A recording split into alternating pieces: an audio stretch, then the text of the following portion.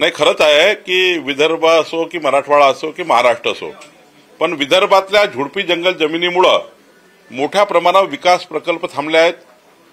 साधं स्मशानभूमी सुद्धा बांधता येत नाही गावात।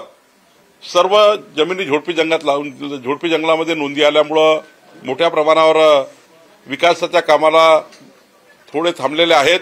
मला विश्वास आहे की पुढच्या 2-3 महिन्यामध्ये आम्ही सुप्रीम कोर्टमध्ये महाराष्ट्र सरकार म्हणून आमची पूर्ण बाजू मांडून या जमिनी सोडू। आणि अनेक प्रकल्प आहेत, त्या ठिकाणी मुद्रांक शुल्काचे प्रश्न आहेत, जमाबंदी आयुक्ताकडे प्रश्न आहेत, शेतीच्या जमिनी मोजण्याबद्दलचे प्रश्न आहेत, रेतीबद्दलच्या सुलभ पॉलिसी।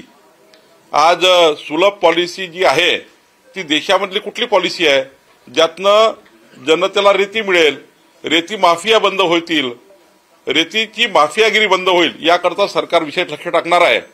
म्हणजे माफियागिरीच राहणार नाही महाराष्ट्रामध्ये, यासाठी महाराष्ट्र सरकार म्हणून आम्ही विशेष प्रयत्न करणार आहोत।